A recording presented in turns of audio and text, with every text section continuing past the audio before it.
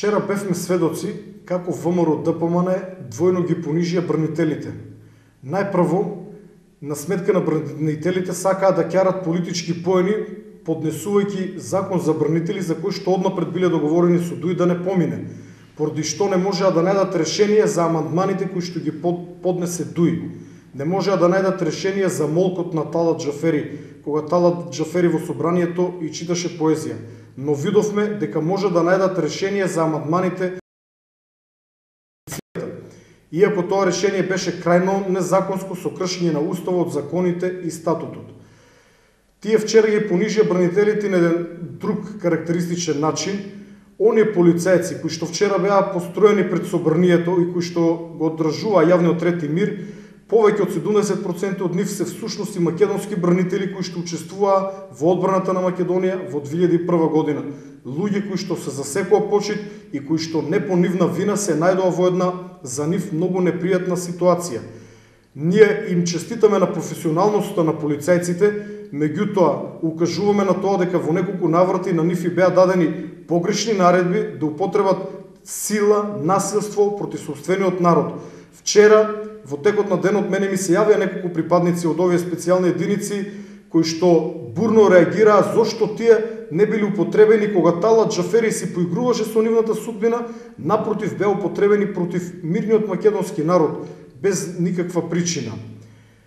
Ќе укажам на еден момент кој што во медиумите помина незабележено.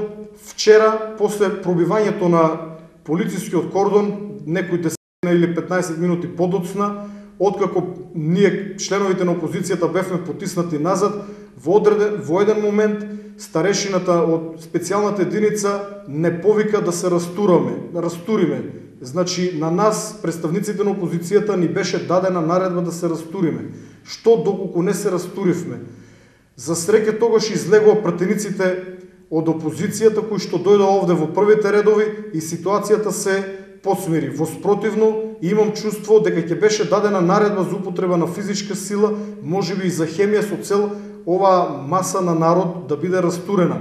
Меѓутоа, маса на народ делува само полициски. Тоа беа обични луѓе кои што дојдоа да си го реализираат своето демократско право на протест.